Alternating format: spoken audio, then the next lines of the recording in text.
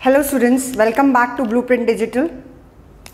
So I am back with chapter number 7 of class 10th science, that is control and coordination. इस chapter को start करने से पहले थोड़ा सा इसका मैं बेसिक बता दूं. कंट्रोल एंड कोऑर्डिनेशन, इस चैप्टर के अंदर आप क्या क्या पढ़ने वाले हैं. ठीक है, कंट्रोल वर्ड को हम बाद में लेते हैं, पहले हम कंट्रोल कोऑर्डिनेशन वर्ड. कंट्रोल सबको पता है, किसी चीज़ के ऊपर अपना पूरा कंप्लीट कंट्रोल करना. ठीक है, अपना होल्ड करना, दैट इज कंट्रोल. ठीक है, अब कौन कंट्रोल करेगा और कौन कोऑर्डिनेट करेगा ये हमारे को देखना है. कोऑर्डिनेशन का मतलब क्या होता है? कोऑर्डिनेशन का मतलब ये होता है, फॉर एग्जाम्पल आप अपनी घर का थोड़ा सा सिचुएशन ले लीजिए या अपने स्कूल की सिचुएशन ले लीजिए. घर से बात करते हैं. आपके घर में पापा हैं, पापा क्या करते हैं? जॉब करते हैं. किसी की मम्मी भी जॉब करती हैं, तो दोनों क्या करते हैं? बाहर का काम भी करते हैं, घर का काम भी करते हैं. तो there is a coordination between the household work and the outside work. ठीक है, ऐसे ही आप अपनी स्टडीज़ को भी कोऑर्डिनेट करते हैं, आप स्कूल के वर्क को भी कोऑर्डिनेट करते हैं, आप ट्यूशन के वर्क को भी कोऑर्डिनेट करते हैं, और जो एक्स्ट्रा आप वीडियोस वगैरह देख रहे हैं उसके बीच में भी एक कोऑर्डिनेशन रखकर चलते हैं. अब बात करते हैं स्कूल की. स्कूल के अंदर प्रिंसिपल, टीचर्स, कोऑर्डिनेटर्स, स्टूडेंट्स. ठीक है, अब प्रिंसिपल किसको ऑर्डर देते हैं? कोऑर्डिनेटर्स को. कोऑर्डिनेटर्स किससे कोऑर्डिनेट करते हैं? टीचर से, कि आपको ऐसे ऐसे ऐसे बच्चों को पढ़ाना है, ये सिलेबस है, ये एग्जाम अब होंगे, जैसे भी है उनका आपस में कोऑर्डिनेशन होता है. फिर टीचर्स किससे कोऑर्डिनेट करते हैं? स्टूडेंट्स और पेरेंट्स से. ठीक है, so there is a complete row of coordination from students and parents to the principal. ठीक है ना. तो इस पूरे जो सिस्टम के अंदर एक चीज़ दूसरे से कोऑर्डिनेट कर रही है, एक पर्सन दूसरे से जो कोऑर्डिनेट कर रहा है, अगर वो कोऑर्डिनेट ना करे, फॉर एग्जांपल प्रिंसिपल अब एक एक स्टूडेंट के पास तो जाकर इंडिविजुअली सारे मैसेज कन्वे नहीं कर सकते. एक कॉमन मैसेज सबको कन्वे होता है, वो किसके थ्रू होता है? या तो क्लास टीचर के थ्रू होता है, या सब्जेक्ट टीचर के थ्रू होता है, या कोऑर्डिनेटर्स के थ्रू होता है. तो इस तरीके से आगे कोऑर्डिनेशन पूरा पेरेंट्स और स्टूडेंट्स के साथ होता है. इसी तरह से हमारी बॉडी के अंदर भी various organs are coordinated with each other. बहुत सारे सिस्टम आपस में कोऑर्डिनेट करते हैं, तभी जाके हमारी बॉडी प्रॉपरली वर्क करती है. अब फॉर एग्जांपल हार्ट एक है, भैया मेरा काम तो धड़कने का, मैं तो बस बीट करूंगा, और हमने लाइफ प्रोसेस में पढ़ा है, और ब्लड को मूव करूंगा. ठीक है, अब जो फूड है, फूड जब हमारी बॉडी के अंदर चला जाता है, डाइजेशन का काम है, वो डाइजेस्ट हो जाएगा. ठीक है, अब वो कहते हैं कि मैं तो डाइजेस्ट करके छोड़ दूंगा, एब्जॉर्प्शन का काम अपने आप होता रहेगा. ठीक है, तो क्या होगा अगर एक सिस्टम दूसरे सिस्टम से कोऑर्डिनेट नहीं करेगा? ऑक्सीजन अगर अंदर नहीं जाएगा, ठीक है ना, तो all system are coordinated. Food हमारा डाइजेस्ट होता है, एब्जॉर्ब होता है, उसके बाद रेस्पिरेशन के थ्रू ऑक्सीजन अंदर जाती है, और उसके बाद वो एक जगह से दूसरी जगह पहुंचती है थ्रू ट्रांसपोर्टेशन. फिर जो वेस्ट प्रोडक्ट होते हैं वो एक्सक्रीट होते हैं थ्रू एक्सक्रीटरी सिस्टम. तो सारे ऑर्गन्स का अपना एक स्पेसिफिक फंक्शन होता है, सबका अपना अपना काम है, सबको पता है हमें ये काम करना है. ठीक है, किडनी को पता है, लंग्स को पता है, हार्ट को पता है, ठीक है, इंटेस्टाइन को पता है, ईसोफेगस को पता है, माउथ को पता है, सबको अपने अपने फंक्शन के बारे में पता है, पर वो एक दूसरे से कोऑर्डिनेट करके चल रहे हैं. ये तो है नहीं कि बस माउथ ने अपना काम करके छोड़ दिया.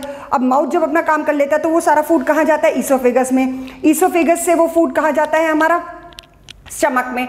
तो सारे एक दूसरे से पूरा एलिमेंट्री कैनाल कोऑर्डिनेटेड है. तो अगर ये सारे सिस्टम ऑर्गन्स जो हैं एक दूसरे से कोऑर्डिनेटेड नहीं होंगे, are you getting my point? Then how the other system is going to work. अगर फूड ही डाइजेस्ट नहीं होगा तो फूड बर्न कैसे होगा? ऑक्सीडाइज कैसे होगा? ऑक्सीडाइज नहीं होगा तो आगे फिर वो एक जगह से दूसरी जगह मूव कैसे करेगा? ठीक है ना. तो इस तरीके से हमारी बॉडी के अंदर सारे ऑर्गन्स जो हैं एक दूसरे से कोऑर्डिनेट करके चलते हैं. सो वो कैसे कोऑर्डिनेट करते हैं, उसको कोऑर्डिनेट करने का अब एक काम होता है, जैसे प्रिंसिपल का आपके उसमें काम होता है, हमारे उसमें कोऑर्डिनेशन का काम करती हैं दो चीज़ें, दो सिस्टम काम करते हैं कोऑर्डिनेशन का. एक करते हैं, मैं अभी एनिमल्स की बात कर रही हूँ, एक करता है हमारा नर्वस सिस्टम. ठीक है, ब्रेन, जो सारे कौन ऑर्डर देता है भैया फूड डाइजेस्ट होना, ये सब, ये सारा कौन कोऑर्डिनेट करके चलता है? एक तो ब्रेन, और दूसरा होते हैं hormonal system, endocrine system. Hormones एक तरीके के केमिकल्स होते हैं जिनके बारे में अभी हम डिटेल में पढ़ेंगे, जो हमारे ब्लड के अंदर रिलीज होते हैं हमारी बॉडी से. ठीक है, तो वो डिफरेंट पार्ट से रिलीज होते हैं, उनके डिफरेंट फंक्शंस होते हैं. तो ये जो दो सिस्टम है हमारी बॉडी में कोऑर्डिनेट करके चलते हैं, सारी चीज़ों को कोऑर्डिनेट करके चलते हैं। तो नर्वस सिस्टम, हमारा ब्रेन जो होता है वो पूरी बॉडी के ऑर्गन्स को, सिस्टम्स को, टिश्यू को, सेल को कमांड देता है कि आपको काम करना है, कैसे करना है, वो कोऑर्डिनेशन बिठाता है उसका। तो उसके लिए नर्वस सिस्टम और एंडोक्राइन सिस्टम, दो सिस्टम होते हैं जो इसके लिए रिस्पॉन्सिबल होते हैं। तो कोऑर्डिनेशन का हम पहले ये देखते हैं, the working together of various organ of an organism in a system, systematic way, सारे ऑर्गन का, वेरियस ऑर्गन का एक साथ किसी भी ऑर्गेनिज्म के अंदर सिस्टमैटिक मैनर में एक साथ काम करना, ठीक है ना, सब एक साथ काम करते हैं to produce a proper reaction to the stimulus. Now what do you mean by the word stimulus, ये भी मैं आपको बताऊंगी। अब स्टिमुलस पे आते हैं। Stimuli is singular and stimulus is plural.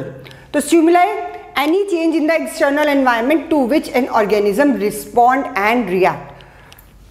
पहले एग्जाम्पल एक देती हूँ। आप नहाने जाते हैं, गीज़र का पानी आपने ओपन किया, बहुत गर्म पानी है, आपने एकदम से हाथ डाला उसके अंदर, ठीक है, और आपका हाथ एकदम से पीछे आ जाता है, तो वो जो हॉट वाटर है वो किस चीज़ का काम कर रहा है, that is working as a stimulus, ठीक है ना। तो कोई भी हमारे आसपास के एनवायरनमेंट में कोई भी एक्सटर्नल चेंज होता है, दैट इज़ कॉल्ड स्टिमुलस, ठीक है। आपकी डेस्क के ऊपर, चेयर के ऊपर छोटी सी कील लगी हुई है, you suddenly sit on it और एकदम से आप ऊपर राइज कर जाते हैं। कैसे राइज कर जाते हैं? क्योंकि वो कील किसका काम कर रही है, वो नेल किसका काम कर रहा है, स्टिमुलस का काम कर रहा है, ठीक है। तो स्टिमुलस, हर एक्सटर्नल एनवायरनमेंट के अंदर जो भी कोई चेंज होता है that is known as stimulus, okay. आपकी तरफ एक बॉल कोई थ्रो करता है, एकदम से आपके हाथ ऊपर आ जाते हैं अपने आप को प्रिवेंट करने के लिए, आपकी आइज क्लोज हो जाती है, तो वो जो बॉल आपकी तरफ आ रही है दैट इज अ स्टिमुलस, क्योंकि हमारे एक्सटर्नल एनवायरनमेंट में वो सब नहीं था, बट वो उसको चेंज कर देता है। तो stimulus is the change in the external environment. तो बेसिकली स्टिमुलस क्या होता है, it is the change in the external environment. So जिसके लिए कोई भी ऑर्गेनिज्म रिस्पॉन्ड करता है और रिएक्ट करता है। तो रिएक्शन क्या हो गया, हमारा हाथ पीछे आ जाना, हमारी आईज क्लोज हो जाना, ठीक है ना। सो ये सब हमारे रिस्पॉन्ड या रिएक्शन होते हैं। तो कोऑर्डिनेशन क्या हो गया, सारे ऑर्गन्स जब मिलकर एक साथ काम करते हैं, the working together of various organ of an organism in a systematic manner. Systematic manner क्या हो गया कि रेस्पिरेटरी सिस्टम का काम क्या है, ऑक्सीजन अंदर करना और कार्बन डाइऑक्साइड को रिलीज करना, और हमारे न्यूट्रिशन, जो हमारा डाइजेस्टिव सिस्टम है उसका काम है फूड को डाइजेस्ट और एब्जॉर्ब करना। फिर सर्कुलेशन का काम है डाइजेस्टेड फूड को, ऑक्सीजन को एक जगह से दूसरी जगह लेकर जाना, ठीक है ना। तो हर सिस्टम एक दूसरे से कोऑर्डिनेटेड है वेल मैनर में, and that is because of two type of system in our body, and that is nervous system, इनके बारे में हम डिटेल में बाद में पढ़ेंगे, ठीक है। तो ये कंट्रोल एंड कोऑर्डिनेशन का काम कौन करता है, और दूसरा होता है एंडोक्राइन सिस्टम, ठीक है। Systematic manner to produce a reaction to the stimulus, किसी भी स्टिमुलस के लिए कोई रिएक्शन प्रोड्यूस करना, दैट इज नोन एज। अब फूड अंदर गया, फूड एक तरीके से स्टिमुलस का काम कर रहा है, अब फूड को डाइजेस्ट करना है, वो कौन बताएगा, हमारा नर्वस सिस्टम। और फिर पूरे ऑर्गन्स के अंदर, पूरे एलिमेंट्री कैनाल के अंदर एक कोऑर्डिनेशन डेवलप हो जाता है how to digest that food. So let's start with the control and coordination in plants, ठीक है। पहले प्लांट्स के बारे में पढ़ेंगे, उसके बाद हम एनिमल्स के बारे में पढ़ेंगे। Okay students, now let's come to the control and coordination in plant. अब आपको ये बात तो समझ में आ गई कि कंट्रोल एंड कोऑर्डिनेशन बेसिकली होता क्या है। कंट्रोल एंड कोऑर्डिनेशन होता है सारे ऑर्गन्स का एक साथ मिलकर काम करना, कोऑर्डिनेट होकर काम करना। किस चीज़ में काम करना, ताकि हमारी बॉडी जो है प्रॉपरली वर्क कर सके, ठीक है, किसी स्टिमुलस के लिए भी रिएक्शन दे सके। नाउ प्लांट्स के अंदर मैंने आपको बताया इसके अंदर दो सिस्टम इन्वॉल्व होते हैं, एक होता है हमारा नर्वस सिस्टम, एक होता है हमारा हार्मोनल सिस्टम जिसे हम एंडोक्राइन सिस्टम कहते हैं। अब प्लांट्स के अंदर नर्वस सिस्टम तो होता नहीं है, ब्रेन तो होता नहीं है, तो उनके अंदर खाली एक ही सिस्टम पाया जाता है, दैट इज हार्मोनल सिस्टम। यानी कि उनके अंदर जितना भी कंट्रोल एंड कोऑर्डिनेशन का काम होता है वो कौन परफॉर्म करता है, वो हार्मोन्स परफॉर्म करते हैं। So in plants no nervous system is present, सबसे बड़ी बात ये याद रखना, ठीक है। एमसीक्यू में अगर आपसे क्वेश्चन आ जाए कि प्लांट्स का, या रीजनिंग में आ जाए आपसे क्वेश्चन, तो यू शुड नो। तो in plants no nervous system is present, कोई नर्वस सिस्टम उस प्लांट्स के अंदर नहीं होता। All the function are control and coordinated by hormones. जितने फंक्शन होते हैं वो कौन कंट्रोल करता है, हार्मोन्स कंट्रोल करते हैं, ठीक है। हार्मोन्स बेसिकली होते क्या है, एक टाइप का केमिकल सब्सटेंस होता है जो बॉडी के अंदर रिलीज होता है, चाहे वो प्लांट बॉडी हो, मैंने ऑर्गेनिज्म की बात की है, तो चाहे वो प्लांट बॉडी हो चाहे वो एनिमल बॉडी हो, उसके अंदर वो रिलीज होता है केमिकल सब्सटेंस, उन्हें हम कहते हैं हॉर्मोन्स।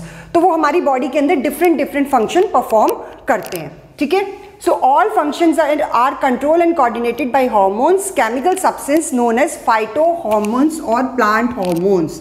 अगर आपसे क्वेश्चन पूछा जाए, इसे स्टार मार्क कर लीजिएगा, अगर आपसे क्वेश्चन पूछा जाए what are plant hormones called, these hormones are called phyto hormones. कभी कभी फाइटो हॉर्मोन्स की डेफिनेशन भी आ जाती है, ये वन वर्ड में भी ये क्वेश्चन आ जाता है, तो इसे स्टार मार्क कर लेना कि व्हाट आर फाइटो हॉर्मोन्स। जो केमिकल सब्सटेंस प्लांट्स के अंदर रिलीज होते हैं, किस लिए रिलीज होते हैं? To carry on the control and coordination in plants, that is known as phyto hormones, ठीक है। उन हॉर्मोन्स को हम कहते हैं फाइटो हॉर्मोन्स, सिर्फ प्लांट्स के केस में। Then important hormones in plants. अब प्लांट्स के अंदर कौन कौन से इंपॉर्टेंट हॉर्मोन्स हैं और उनके क्या फंक्शन होते हैं वो हम देखते हैं। सबसे पहला है ऑक्सिन, बहुत इंपॉर्टेंट है ये ऑक्सिन, क्योंकि इससे रिलेटेड आप बहुत सारे आगे जो मेरी नेक्स्ट वीडियो है हम उसमें डिस्कस करेंगे मूवमेंट्स, तो ये मूवमेंट्स के लिए भी रिस्पॉन्सिबल होता है। It promote cell division and cell elongation. Cell division यानी कि सेल को डिवाइड करने के लिए, अगर ऑक्सिन नहीं होगा तो सेल डिवीजन नहीं होगा और सेल इलोंगेशन नहीं। इलोंगेशन का मतलब है सेल का लंबा होना, ठीक है, बढ़ना, ऊपर की तरफ राइज करना। So it promote cell division and cell elongation. It promotes fruit growth. Fruit जो ग्रो करते हैं, अगर ऑक्सिन जो होते हैं that are responsible for the fruit growth. जो फ्रूट जो होते हैं डेवलप होते हैं, ग्रो करते हैं, that is because of auxin hormone. तो प्लांट्स के अंदर ये रिलीज होता है जिसकी वजह से सेल डिवाइड होते हैं। जब सेल डिवीजन होता है तो यही हार्मोन रिलीज होता है और सेल को डिवीजन में हेल्प करता है। ऐसे ही सेल को इलोंगेट होने में, इलोंगेट का मतलब क्या होता है? लंबा होने में, ग्रो करने में हेल्प करता है, ठीक है। फ्रूट ग्रोथ के लिए ये रिस्पॉन्सिबल होता है। It controls plant response to light and gravity. आप लोगों ने ऑब्जर्व किया होगा, हम ये मूवमेंट्स भी पढ़ेंगे अभी, कि जो प्लांट होता है वो हमेशा ऊपर की तरफ ही ग्रो करता है और जो रूट्स होती है वो हमेशा नीचे की तरफ ग्रो करती है, ठीक है, क्योंकि ये वाला जो हार्मोन होता है ये इनकी ग्रोथ के लिए रिस्पॉन्सिबल है। अब ग्रोथ के लिए रिस्पॉन्सिबल है तो शूट, हमेशा शूट कौन सा पार्ट होता है? जो ग्राउंड से ऊपर का पार्ट होता है उसे हम शूट कहते हैं, और जो ग्राउंड के नीचे का पार्ट होता है उसे हम रूट कहते हैं। तो ये जो शूट होती है ये हमेशा ऊपर की तरफ ग्रो करती है, ठीक है, बिकॉज क्योंकि शूट की नेचर होती है to grow towards the light, और लाइट कहाँ से आती है? ऊपर की तरफ से, ठीक है। और जो रूट्स होती है उनकी नेचर क्या होती है? ग्रेविटी की तरफ ग्रो करने की। आप लोगों ने बैनियन ट्री देखा है, बरगद का पेड़, ठीक है, उसके अंदर जो रूट्स होती हैं आपने देखा होगा कि वो भी रूट्स जो है वो नीचे की तरफ गिरती हैं, वो कभी रूट्स ऊपर की तरफ ग्रो नहीं करती, लंबी लंबी रूट्स नीचे की तरफ आती है, जमीन की तरफ आती है। वो भी क्यों? क्योंकि वो रूट्स है और उनकी नेचर क्या है? ग्रेविटी की तरफ ग्रो करना। That's why they fall towards the ground. So ये जो होता है ये भी एक मूवमेंट्स होती हैं प्लांट की, जो हम नेक्स्ट वीडियो में आपको बताऊंगी। तो ये जो प्लांट की मूवमेंट्स होती है, लाइट की तरफ ग्रो करना और ग्रेविटी की तरफ ग्रो करना। लाइट की तरफ कौन ग्रो करता है? शूट, और ग्रेविटी की तरफ कौन ग्रो करता है? रूट्स, ठीक है। तो that movement is known as phototropism. Photo means light की तरफ, and this is known as geotropism, means gravity की तरफ, ठीक है। तो ये जो मूवमेंट्स होती है these are responsible for the this hormone is responsible for these movements. Then next it causes apical dominance. Apical dominance का मतलब क्या होता है? आपने देखा है जो प्लांट्स होते हैं उनकी ऊपर की तरफ ग्रो करते हैं, ठीक है। तो जो एपिक वाला साइड कौन सा होता है? जो टिप्स होती हैं, ठीक है, दिस इज एपिक्स, और ये जो होते हैं ये टर्मिनल्स होते हैं, एक्सियल साइड्स होती हैं। तो जो प्लांट्स जो होते हैं वो ऊपर की तरफ ग्रो करेंगे तभी तो उनकी हाइट बढ़ेगी। तो लीव्स को, ब्रांचेस को ये एपिक्स की तरफ ज़्यादा ग्रो करता है, ठीक है। तो अगर आप साइड ब्रांचेस भी देखो तो इधर ज़्यादा ग्रोथ होती है, इधर ज़्यादा, ये एपिक साइड हो गया, this is apical side. Apex का मतलब है टॉप पे, ठीक है। तो इसकी वजह से ही, ऑक्सिन हार्मोन की वजह से ही एपिकल डोमिनेंस होता है, यानी कि ज़्यादातर जो ब्रांचेस ट्रीज में होती हैं या फिर लीव्स होती हैं या फिर फ्रूट्स ग्रो करते हैं या फिर वो कहाँ पर ग्रो करते हैं? एपिक्स के साइड पे। So this is called apical dominance. तो this auxin hormone is responsible, these are the function of auxin hormone. तो ये डायरेक्ट भी क्वेश्चन आ जाता है, इनडायरेक्ट भी आ सकता है आपको एमसीक्यू में कि इनमें से कौन कौन से फंक्शन ऑक्सिन के, ठीक है। The next is gibberellin. Gibberellin का भी एक कॉमन फंक्शन होता है जो ऑक्सिन, ये भी सेल डिवीजन और सेल इलोंगेशन में हेल्प करता है। तो अगर आपसे क्वेश्चन पूछा जाए name 2 hormone which are responsible for cell division and cell elongation, तो you can take the name of auxin and gibberellin, इन दोनों का नाम आप ले सकते हो। It promote cell division and cell elongation, helps in seed germination, seed की जर्मिनेट करने में हेल्प करते हैं, helps in promoting growth in fruits, fruit growth में हेल्प करता है, help in breaking the seed dormancy. Seed germination तो आपको पता चल गया, सीड जर्मिनेशन का मतलब क्या होता है, सीड को जर्मिनेट करना। जब हम सीड को सॉइल के अंदर सो करते हैं उसमें से एक सैपलिंग निकल कर आता है, ठीक है, तो इसके लिए भी कौन सा हार्मोन रिस्पॉन्सिबल है, गिबरेलिन। फ्रूट्स की ग्रोथ जैसे ये रिस्पॉन्सिबल होता है, इसके लिए भी। तो ये दो फंक्शन तो आप देखिए बिल्कुल कॉमन हो गए दोनों के अंदर। Then help in breaking the seed dormancy. Seed dormancy का मतलब क्या होता है, अगर एक सीड है वो सॉइल के अंदर पड़ा हुआ है, उसको प्रॉपर कंडीशन नहीं मिल रही है, ना टेम्परेचर मिल रहा ना कुछ वाटर मिल रहा, ठीक है, तो वो क्या हो जाएगा, एक तरह से डेड हो जाएगा, ठीक है, एक तरह से डेड डॉर्मेंट सीड है। डॉर्मेंट सीड का मतलब हो गया डेड सीड है। अब ब्रेकिंग द सीड डॉर्मेंट, उस डेड सीड को हमारे को ब्रेक करके उसमें से जर्मिनेशन करना है, प्लांट की सैपलिंग को निकालना है, तो उसके लिए कौन सा रिस्पॉन्सिबल होता है, गिबरेलिन। तो डॉर्मेंट सीड कौन सा हो गया, डेड सीड, जिसके अंदर कोई रिएक्शन एक्टिव मूवमेंट नहीं हो पा रही है।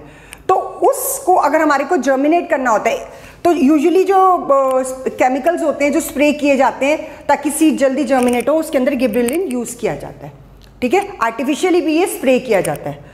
तो ये सीड की डॉर्मेंसी को, यानी कि सीड जो डेड सीड होते हैं जो जर्मिनेट नहीं हो पा रहे हैं, उनको करने के लिए यूज में लाया जाता है।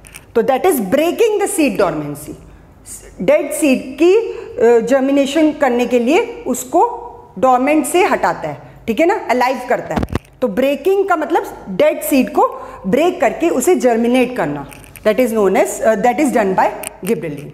So these are the important function. दो तो कॉमन हो गए, cell division and cell elongation and fruit growth, तो लर्न करने में आसानी हो जाएगी, ठीक है। बट मूवमेंट्स के लिए अगर आपसे पूछा जाए कौन सा हार्मोन रिस्पॉन्सिबल है, that is auxin. So let's come to the third one. Okay students, third है साइटोकाइनेसिस। ये थर्ड हार्मोन है जो प्लांट के अंदर है, ये भी बहुत इंपॉर्टेंट रोल प्ले करता है। इसका भी एक मेन फंक्शन है सेल डिवीजन परफॉर्म करना। तो सेल डिवीजन के लिए 3 हार्मोन्स रिस्पॉन्सिबल हो गए, auxin, gibberellin and cytokinesis. Help in breaking the dormancy of seeds and birds. Dormancy of seed and bird मैंने अभी आपको बताया क्या होता है, डॉर्मेंसी ब्रेक करना, यानी कि डेड सीड और डेड बर्ड्स में से, बर्ड्स किस में ग्रो करते हैं, फ्लावर्स में, फ्लावर किस में ग्रो करते हैं, फ्रूट्स में, ठीक है ना। तो जो डॉर्मेंसी डेड सीड की और बर्ड्स की होती है वो ब्रेक करने में हेल्प करता है, यानी कि उनको अलाइव करता है ताकि वो जर्मिनेट कर सकें, ग्रो कर सकें। Then delays ageing in leaves. तो फर्स्ट हो गया cell division, then breaking the dormancy of seed and the birds, delaying ageing in leaves, leaves की एजिंग को रोकते हैं, ठीक है। जो एजिंग इन लीव्स का मतलब हो गया कि लीव्स को एज अप होने से रोकते हैं, ठीक है ना, कि जल्दी अगर लीव्स एजिंग हो जाएगी लीव्स की तो क्या होगा, जल्दी ड्राई हो जाएंगी, उसके बाद ब्रेक हो जाएंगी, तो उससे ये प्रिवेंट करता है cytokinin. Then helps in opening of stomata. Stomata की ओपनिंग में भी ये हेल्प करते हैं, ठीक है। तो स्टोमेटा का फंक्शन आपको मैंने बता दिया था फर्स्ट चैप्टर में, लाइफ प्रोसेस वाला। अगर आपको नहीं पता है तो आप प्लीज़ मेरी लाइफ प्रोसेस वाली पहली वीडियो देखिएगा जिसके अंदर हमने ये करा है, ठीक है ना। तो helps in opening of stomata. तो स्टोमेटा ओपन और क्लोज होते हैं, वो तो वाटर की प्रेजेंस और एब्सेंस के ऊपर डिपेंड करता है, पर उसे प्रमोट कौन करता है, that is cytokinesis. Opening of stomata, opening of stomata, note closing of stomata, ठीक है। ओपनिंग होगी तो क्या होगा, वाटर इवेपोरेट होगा, वाटर इवेपोरेट होगा, एक्सचेंज ऑफ गैसेज होंगी, तो सारा जो फंक्शन होता है लीव्स के अंदर that is carried with the help of stomata. Then promote fruit growth.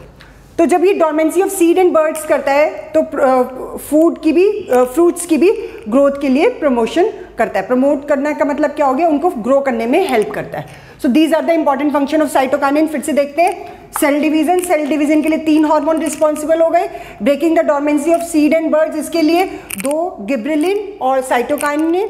Then delays ageing in leaves, leaves की एजिंग के लिए रिस्पॉन्सिबल है। Then help in opening of stomata, stomata को ओपन करते हैं, ठीक है। प्रमोट फ्रूट ग्रोथ, फ्रूट की ग्रोथ के लिए प्रमोट करता है। So these are the function of cytokinin. Then abscisic acid, this is very important hormone, please mark it important because this is not responsible for the growth of the plant, plant की growth के लिए responsible नहीं है। अभी तक आप जितने भी तीनों हार्मोन्स के बारे में पढ़ा आपने, ऑक्सिन, गिबरेलिन, साइटोकाइनिन, ये सारी ग्रोथ के लिए रिस्पॉन्सिबल है, बट इसको हम कहते हैं ग्रोथ इनहिबिटर। तो अगर आपसे पूछा जाए name the hormone which is growth inhibitor, ये ग्रोथ को रोकता है। इनहिबिटर का मतलब क्या है? ग्रोथ को रोकता है। ये सारे क्या कर रहे हैं? प्रमोट कर रहे हैं। फ्रूट की ग्रोथ को प्रमोट कर रहे हैं, स्टोमेटा की ओपनिंग को कर रहे हैं, लीव्स की एजिंग को प्रिवेंट कर रहे हैं, सीड्स को डोरमेंट से अलाइव बना रहे हैं, ठीक है ना। But this hormone is doing a reverse work, it is doing a growth inhibitor. तो हमें ये लगेगा, आप लोग ये सोचोगे कि भाई अगर ये ग्रोथ इनहिबिटर है इसका मतलब ये प्लांट्स को नुकसान पहुंचा रहा है। No, there are certain things, हमारी बॉडी के अंदर भी बहुत सारे ऐसे फंक्शन होते हैं जो अगर ज़्यादा एक्सेस में हो तो हमारे लिए हार्मफुल होते हैं, ठीक है ना। तो इसके लिए कुछ हार्मोन्स ऐसे हैं प्लांट के अंदर जैसे कि एब्सिसिक एसिड। एब्सिसिक एसिड एक बहुत इंपॉर्टेंट हार्मोन है जो कि प्लांट के अंदर ग्रोथ इनहिबिटर का काम करता है। अब कैसे काम करता है ग्रोथ इनहिबिटर का? पर वो नुकसान नहीं पहुंचा रहा, वो भी उसके वेलफेयर के लिए ही है। कैसे? Promote the closing of stomata. अब अगर स्टोमेटा ओपन रहेंगे, ये तो ओपन कर रहे हैं, cytokinin is responsible for the opening of stomata, ठीक है। बट जो एब्सिसिक एसिड है closing of stomata. If the stomata remains open there will be continuous exchange of gases, there will be removal of water, transpiration होता रहेगा, हर time transpiration होता रहेगा, ठीक है ना। तो उससे क्या होगा? वाटर की शॉर्टेज हो जाएगी। अगर स्टोमेटा क्लोज नहीं होंगे तो है तो उसके फायदे के लिए, वेलफेयर के लिए प्लांट्स के, ठीक है। That is done with the help of abscisic acid. Then promote the wilting and falling of leaf. Wilting का मतलब क्या होता है? सूखना, पत्तियों को सूखने से और गिरने से बचाता है। अगर पत्तियां सूखेंगी तो गिर जाएंगी, ठीक है, ड्रॉप डाउन हो जाएंगी, तो उसके लिए भी उसको रोकता है। Then causes the detachment of flowers and fruits from the plant. जो फ्लावर्स और फ्रूट्स ग्रो कर जाते हैं तो ऑटोमेटिकली आपने देखा होगा फ्रूट्स नीचे गिर जाते हैं, जो राइपन हो जाते हैं, जो पक जाते हैं, वो फ्रूट्स अपने आप और फ्लावर्स अपने आप कुछ नीचे गिर जाते हैं, क्योंकि जब तक वो नहीं गिरेंगे नए फ्रूट्स नहीं आएंगे, नए फ्लावर्स नहीं आएंगे। तो इसके लिए भी क्या कर रहा है? वो प्लांट्स को हेल्प कर रहा है, ठीक है। तो ये जितने भी ग्रोथ इनहिबिटर, पर है तो ये नहीं कि फ्लावर्स को अलग कर रहा है प्लांट से और फ्रूट्स को अलग कर रहा है तो इनहिबिट कर रहा है। भाई यहाँ पर हम क्या कर रहे थे? फ्रूट को ग्रो करने में हेल्प कर रहा है, और यहाँ पर क्या कर रहा है? प्लांट्स को और फ्लावर्स को दूर कर रहा है, फ्रूट्स को और फ्लावर्स को प्लांट से दूर कर रहा है, बट वो भी उसके वेलफेयर के लिए। क्या वेलफेयर होगा? जब वो रिमूव होंगे तभी नए फ्रूट्स और फ्लावर्स आएंगे, ठीक है ना। Then promote the dormancy in seeds and birds. Seeds और बर्ड्स के अंदर डोर्मेंसी को प्रमोट करता है, ठीक है। अब यहां पर क्या था? ब्रेकिंग द डोर्मेंसी, और यहां पर क्या है? Promote the dormancy in seed. अभी कभी कभी क्या होता है, अब आप कहोगे हमारे डोर्मेंसी, आप कहोगे कि भाई अगर ये डोर्मेंट कर देता है, सीड्स को डेड कर देता है, बर्ड्स को डेड कर देता है, तो ये तो नुकसान दे रहा है प्लांट्स को। नो, कभी कभी क्या होता है? सीजन अप्रोप्रिएट नहीं है, वेदर अप्रोप्रिएट नहीं है, सॉइल अप्रोप्रिएट नहीं है, तो क्या होता है? हमारे को सीड को जो होता है तो तब तक ये फर्टिलाइज नहीं होने देता जब तक कि उसको प्रॉपर कंडीशंस नहीं मिल जाती, तो वो भी उसके वेलफेयर के लिए, ठीक है ना। So promote the dormancy in seed and bird. So all these function are inhibiting the growth in the plant, but ये इसके वेलफेयर के लिए, इसके यूज के लिए, ठीक है। तो abscisic acid is known as growth inhibitor, ये याद रखिएगा, ये बहुत इंपॉर्टेंट पॉइंट है कि ग्रोथ इनहिबिटर कौन सा हार्मोन होता है प्लांट के अंदर। पर आप जितने भी फंक्शन देख रहे हो, closing the stomata, stomata close नहीं होंगे तो ट्रांसपिरेशन नहीं रुकेगा। Wilting and falling of leaves, अगर पत्तियां सूखेंगी नहीं और गिरेंगी नहीं तब तक नई पत्तियां नहीं आएंगी, ठीक है। और फ्लावर्स को उनसे डिटैच करता है, और डोर्मेंसी सीड की और बर्ड्स की प्रमोट करता है। Why promote? Because if appropriate weather, soil, climate is not there, तो इट प्रमोट द डोर्मेंसी, ठीक है। So these are the function of cytokinin and abscisic acid. Now let's take the fifth one. So student, last hormone is ethylene.